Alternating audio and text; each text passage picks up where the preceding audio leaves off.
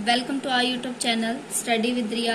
आई hope कि आप सब लोग अच्छे होंगे और आप अच्छा कर रहे होंगे अपनी फील्ड में। सो टुडे हम ये इम्पॉर्टेंट क्वेश्चन करेंगे यूनिट फर्स्ट का, ठीक है, जो आपका पेपर थर्ड है कॉम्प्लेक्स एनालिसिस, उसकी यूनिट फर्स्ट का है ये क्वेश्चन और ये 2-4 बार रिपीट हो चुका है, तो आई होप कि इस ईयर में आ सकता है ये, ठीक है। तो लेट वी स्टार्ट। सो मैं आपको ये बताना चाहती हूँ सबसे पहले कि आप थर्ड ईयर में हैं इस साल, तो in my point of view जिस भी फील्ड में आपको आगे जाना है तो आपको अभी से ही उसकी प्रिपरेशन कर लेनी चाहिए शुरू, ठीक है। तभी आप क्या कर सकते हो, आप डेली के 2 घंटे उस प्रिपरेशन के लिए निकालो, जिससे कि बाद में अफसोस नहीं हो। बिकॉज जब आप थर्ड ईयर से बाहर निकलोगे तब आपको पता चलेगा कि इतने सारे फॉर्म रिलीज हो रहे हैं, ठीक है। तो वो कंटिन्यूअसली बहुत सारे फॉर्म रिलीज होंगे आप जब निकलेंगे थर्ड ईयर से बाहर। तो उस टाइम आपकी अगर प्रिपरेशन पहले से शुरू होगी, अभी से अगर आप 2-2 घंटे देंगे उसको, तो उसमें आपको बहुत ज़्यादा हेल्प मिलने वाली है आगे, ठीक है। सो बाकी तो आप जो समझदार वो करोगे ही। तो देखो अपन ये वाला क्वेश्चन सॉल्व करते हैं, ये इंपॉर्टेंट क्वेश्चन है, ठीक है। तो देखो इसमें क्या बोला है, show that the function f defined by this is not analytic at z is equals to 0 although Cauchy Riemann equations are satisfied at the point, ठीक है। तो आपको प्रूफ करनी है इसमें 2 चीज, एक तो कॉशी-रीमान इक्वेशन जो है वो 0 पे सेटिस्फाइड है, दूसरी कि ये एनालिटिक नहीं है, ठीक है। तो सबसे पहले हम कॉशी-रीमान इक्वेशन को 0 पे क्या करेंगे, सेटिस्फाई करेंगे, ठीक है। तो देखो अपन को दे क्या रखा है, F Z is equals to क्या दे रखा है, ई माइनस जेड माइनस का 4 दे रखा है, आपको लिख लिया। अब हमने क्या करा, एफ जेड ई इसको हम नीचे ले गए तो ये z की पावर +4 हो जाएगी आपकी, ठीक है, +4 हो गई। अब हम क्या जानते हैं, मैंने आपको पहले से ये चीज बताई हुई है कि जो z होता है वो क्या होता है, x + आयोटा y होता है x + आयोटा y। तो इसकी जगह हम ये लिख देंगे, तो e माइनस का z की जगह x + आयोटा y हो गया, 4 पावर हो गई। अब हम क्या करेंगे, इतना हो गया, अब हम क्या करेंगे, इसको रेशनलाइज करेंगे। रेशनलाइज जब हम करते हैं तो क्या हो जाता है, माइनस का इसका अपोजिट साइन के साथ हम ऊपर नीचे मल्टीप्लाई कर देते हैं, ठीक है। तो मैंने कर दिया इसको मल्टीप्लाई। अब देखो इसको सॉल्व करेंगे तो क्या हो जाएगा, e माइनस की पावर और x माइनस आयोटा y का 4, एंड इसको जब हम सोल्व करेंगे मतलब a + b a minus b, basically यही है, तो a² माइनस b² होगा, तो x² प्लस y² और 4 पावर। y² कहाँ से आ गया, माइनस का आयोटा स्क्वायर y² होता, आयोटा स्क्वायर क्या होता है -1, तो माइनस माइनस क्या हो जाएगा, प्लस हो जाएगा, ठीक है। अब हम देखो, अब हम जानते हैं कि जो x माइनस आयोटा y की पावर 4 होता है, इसका एक फॉर्मूला होता है, ठीक है। इसका फॉर्मूला क्या होता है, x की पावर 4 y की power 4 6x² y² 4 iota x³ y + 4 iota x y³। ये क्या होता है, फॉर्मूला होता है इसका, ठीक है। ये फॉर्मूला अब हम यहाँ पुट कर देंगे तो क्या आएगा, ई एफ जेड के इक्विवेलेंट है ना ये, तो माइनस इसकी जगह हम ये फॉर्मूला पुट करेंगे,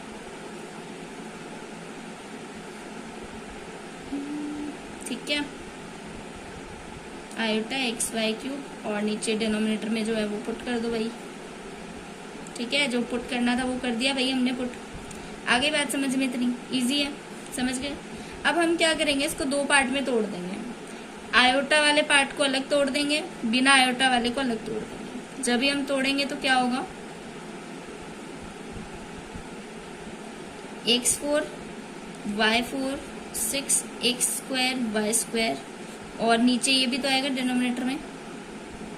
अब मैं आयोटा वाली चीज को अलग तोड़ूंगी तो डॉट आ जाएगा, 4 आयोटा xy का 4 अपॉन ये आ जाएगा, ठीक है। इतना क्लियर है, इतनी बात। अब देखो, अब हम जानते हैं, वी नो, बहुत ही इजी मेथड से करा रही हूँ, आपकी जो बुक है उसके अंदर तो बहुत अजीब सा मेथड है, ठीक है। तो हम जानते हैं ई आयोटा थीटा जो होता है वो ये होता है, ठीक है। अब देखो इस तरीके से अगर मैं कंपैरिजन करूं, ठीक है, अगर मैं इसको कंपैरिजन करूं तो मेरे पास क्या निकल के आएगा, देखो ई आयोटा थीटा की वैल्यू ये है, तो आयोटा थीटा तो ये तो क्या है, रियल पार्ट है, यही तो था आयोटा का पार्ट। तो आयोटा और थीटा क्या है, 4xy और ये वाला पार्ट है। तो मैं इसको इसमें तोड़ दूं cos थीटा के टर्म्स में और आयोटा साइन थीटा के टर्म्स में। जब मैं इसको तोड़ दूंगी तो मेरे पास क्या हो जाएगा, e, ये तो एज इट इज रहेगा बिकॉज इसमें कोई भी चेंजमेंट नहीं है, इसमें आयोटा नहीं है। x4y4 माइनस का 6x2 y2 upon x2 plus y2 का 4, ये हो जाएगा। अब cos थीटा में तोड़ूंगी मैं इसको, तो cos थीटा क्या है यहाँ पर, 4xy x2 plus y2 x2 plus y2 का 4 and then iota sine theta करो, थीटा क्या है वही 4xy x2 plus y2 upon x2 plus y2 का पावर 4। ओके, ये सिस्टम है, आई बात समझ में। अब देखो, अब हम ये भी जानते हैं कि जो fz होता है वो क्या होता है, u प्लस आयोटा v, ठीक है। सो अगर मैं fz की वैल्यू ये भी है, fz की वैल्यू हम जानते हैं ये भी है, तो मैं दोनों को कंपेयर कर सकती हूँ। तो मेरे पास क्या आ जाएगा, u की वैल्यू आ जाएगी, v की वैल्यू आ जाएगी। आगे बताऊंगी मैं कि u और v क्यों निकाल रहे हैं भैया अपन, इतनी क्या मुसीबत आन पड़ी थी जो अपन को u और v निकालना पड़ रहा है। इसी के लिए थोड़ा ना पढ़ा है अपन ने मैथ्स, जिससे कि अपन को u और v निकालना पड़े बार बार बैठ के, ठीक है। तो अभी मैं बताऊंगी कि u और v क्यों निकाला अपन ने। और ये हो जाएगा 4xy और ये हो जाएगा, ये हो गई वैल्यू, ये u की वैल्यू आ गई। u की वैल्यू कैसे आई, इसको आप अंदर मल्टीप्लाई करोगे, ये u होगा, ये और ये क्या होगा, v होगा। तो सिमिलरली जो v होगा वो ये हो जाएगा। देखते जाओ, बस इजी सा ही क्वेश्चन है ये, हार्ड लग ही रहा था दिखने में, समझ गए। पहली जो यूनिट है ना आपकी वो तो बहुत इजी है, समझ गए। और कॉम्प्लेक्स है तो सारी यूनिट अगर मैं कहूँ तो सारी इजी है, बस समझने की देर है। जितनी समझ लो, कंसेप्ट समझो बस, और बस फिर कॉन्सेप्ट है, आई समझ में। ये इतना होता है, u और v की वैल्यू आ गई, सही है बात।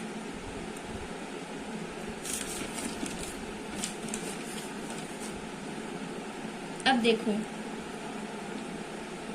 ठीक है, इतनी बात समझ में आ गई आप लोगों को। अब देखो अपन के क्वेश्चन ने क्या बोला था, u और v निकाल लिया अपन ने। अब अपने क्वेश्चन ने क्या बोला था कि आपको कॉची रीमान को सेटिस्फाई करके दिखाना है एट द पॉइंट मतलब z इज इक्वल्स टू 0 पे, या आपको ओरिजिन पे, इट मीन्स कि आपको प्रूफ करके दिखाना है कि कॉची रीमान क्या कर रही है, सेटिस्फाई कर रही है, ठीक है। तो इसके लिए हम क्या करेंगे, फॉर्मूला लगाएंगे जो मैंने बताया था एट द ओरिजिन वाला, ठीक है। तो वो फॉर्मूला क्या होता है देखो, ठीक है। तो फॉर्मूला क्या होता है एट द ओरिजिन का। और अगर आपको डीपली देखना है तो आप प्रीवियस वीडियोस में देख के आइए, पूरी प्लेलिस्ट जब आप चेक करेंगे सारे क्वेश्चंस सीक्वेंस वाइज करते हुए आएंगे ना, तो आपको कोई भी दिक्कत नहीं होगी। लेकिन अगर आप एक क्वेश्चन को लेके फिर आप देख रहे हैं तो फिर आपके मतलब थोड़ा कम समझ में आएगा, आ तो जाएगा, आई होप इतना हार्ड नहीं है वैसे तो, ठीक है। तो देखो एट द ओरिजिन करेंगे तो ux निकालेंगे सबसे पहले अपन। अब अपन ux क्यों निकाल रहे हैं, uy क्यों निकाल रहे हैं, वो भी मैं बताऊंगी, बस आप पहले ux देख लो, फिर मैं थोड़ा बता दूंगी। तो ux मतलब del u by del x, u का x के रेस्पेक्ट में डिफरेंशिएट। इसका फॉर्मूला होता है ये, u पे आप x है तो 0 0 और u 0 0 ले लो और नीचे h ले लो, h मतलब x ले लो, ठीक है। ये फॉर्मूला होता है अपना ओरिजिन पे निकालने का।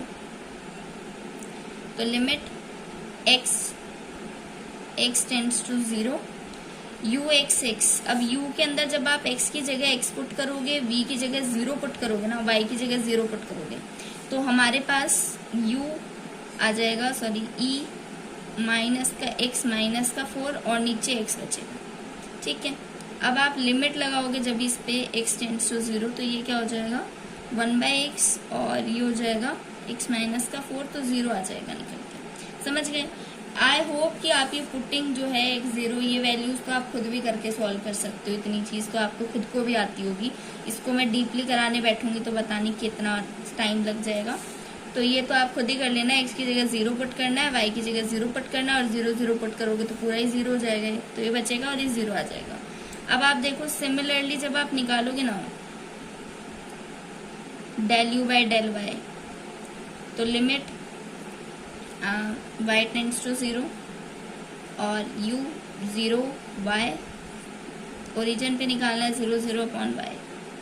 इसको जब आप सॉल्व करोगे ना, ये वैल्यू उसमें पुट करोगे, u के अंदर अब x की जगह 0, y की जगह y पुट करके जब आप करोगे तो भी 0 ही आएगा अपने पास। ठीक है, तो जब आप ये पुट करके देखना कि 0 ही आ रहा है क्या, और फिर बताना मुझे।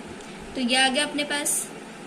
तो del you by del x की वैल्यू आ गई, del you by del y की वैल्यू आ गई, दोनों की वैल्यू आ गई। Similarly del you by del x, del you by del y, del we by del x and del we by del y, इन सभी की वैल्यू क्या आएगी, 0 आएगी निकल के। समझ गए? सब आप ये पुट करके निकाल लेना v के लिए भी, तो हमारे पास 0 आ जाएगी।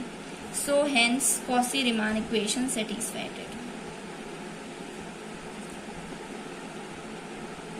ठीक है, अब देखो पहला पार्ट अपना यही प्रूफ कर रहा था कि कॉची रीमान को प्रूफ करो। तो हमारी जो कॉची रीमान इक्वेशंस होती है वो होती क्या है, पूरा देखना है डिटेल में तो प्रीवियस वीडियोस चेक कर लो। इधर मैं ऊपर का बता देती हूँ आपको। Del you by del X जो होता है वो del we by del x del Y के बराबर होता है, और जो del we by del X जो होता है वो माइनस के del you by del Y के बराबर होता है। तो सारे 0 हो गए। तो कॉची रीमान सेटिस्फाई करवानी थी आपको ओरिजिन पे, और ये प्रूफ करना था कि ये बराबर है। तो हमने क्या करा, सबसे पहले हमारे पास u और v नहीं थे, तो हमने क्या करा, एफ जेड लिया, इसको सॉल्व करा, नॉर्मल जो रेशनलाइज करा वो करा। ठीक है, फिर इनको क्या करा मैंने, ई आयोटा थीटा से इसको मैंने तोड़ दिया। फिर मैंने क्या करा, एफ जेड में ये जानती हूँ, दोनों की u और v की वैल्यू निकाली। फिर मैंने क्या करा, मुझे del you by del x चाहिए था, तो मैंने ओरिजिन के ऊपर क्या करा, ओरिजिन के ऊपर कंडीशन लगा के मैंने del you by del x की निकाली, del you by del y निकाली। आप चाहें तो del we by del x, del we by del y की निकाल के देख सकते हैं 0 आ रही है नहीं आ रही, सबकी सेम आ रही है वैल्यू।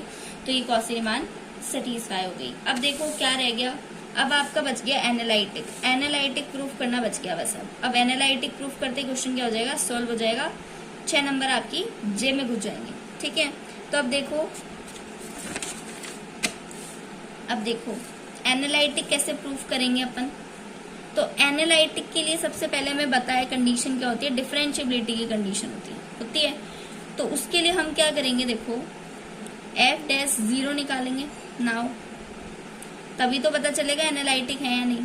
ठीक है, अगर डिफरेंशिएबिलिटी में एक नंबर आ जाता है निकल के 1 2 3 निकल के आ जाता है, या 1/4 ऐसा कुछ निकल के आ जाता है, तो आप कह देंगे कि ये एनालिटिक है। अगर वो एग्जिस्ट नहीं कर रहा है ये एफ डैश 0, इट मीन्स कि वो एनालिटिक नहीं होगा। ठीक है, तो हम एफ डैश 0 की वैल्यू निकालते हैं। तो एफ डैश 0 मतलब लिमिट z टेंड्स टू 0, ये फॉर्मूला होता है, ये मैंने आपको प्रीवियस वीडियोस में समझाया है सब कुछ डिटेल में, तो आप देख लेना। ठीक है, तो लिमिट z टेंड्स टू 0, इसमें एफ जेड जो है आपकी वैल्यू क्वेश्चन में दे रखा है, जो आपको ये दे रखा है ना आपको z, वो लिख लो, माइनस का z माइनस का 4 अपॉन z।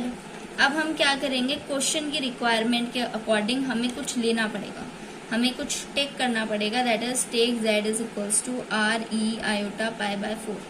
ठीक है, तो हम क्वेश्चन की रिक्वायरमेंट के अकॉर्डिंग इसको लेंगे, z की जगह हम इसको पुट करेंगे। तो पुट जब हम करेंगे तो हमारे पास क्या आएगा, लिमिट r हो जाएगा बिकॉज वो r के टर्म्स में कन्वर्ट हो गया। तो e minus r e iota pi by 4 and minus की पावर 4 आ जाएगी अपॉन z, तो z e iota pi by 4 हो जाएगा। हो गया काम।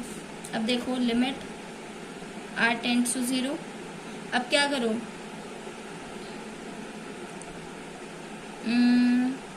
e पावर को सेपरेट कर दो, अंदर भेज दो, तो इसकी 4 से तो 4 कटी जाएगी, यही बचेगा सिर्फ, और इस पे कोई पावर है नहीं, तो ये एज इट इज आ जाएगा। आगे इतना समझ में? ठीक है, अब हम क्या जानते हैं, मैंने आपको बताया था कि ई आयोटा थीटा क्या होता है, cos theta plus iota sine theta. Similarly अगर आपके पास माइनस का आयोटा पाई आ जाए तो ये हो जाएगा कॉस पाई माइनस का आयोटा साइन पाई। ठीक है, आई समझ में? तो लिमिट r टेंड्स टू 0 जो है वो क्या हो जाएगा, e r माइनस का 4 और r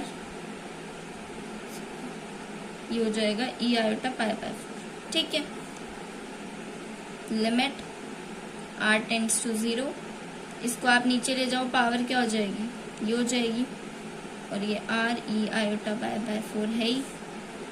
अब जब r की जगह आप 0 पुट करोगे तो ये क्या हो जाएगा 1 बाय इन्फिनिटी, और ये तो 0 हो जाएगा, तो ये क्या आ जाएगा इन्फिनिटी आ जाएगा निकल के। r की जगह 0 पुट कर दिया हमने इसमें, तो ये हमारे पास इन्फिनिटी निकल के आ गया। It means do not exist वाली कंडीशन हो गई।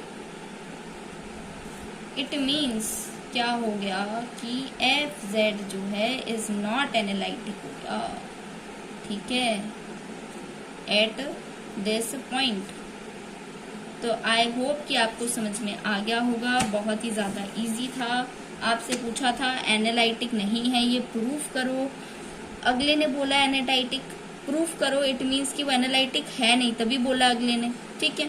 तो देखो इसीलिए हमने क्या करा, डिफरेंशिएबिलिटी की कंडीशन होती है, अगर अपन को एनालिटिक प्रूफ करना है तो वो डिफरेंशिएबल होना चाहिए। अभी डिफरेंशिएबिलिटी की हमने कंडीशन लगाई तो ये इन्फिनिटी निकल के आया।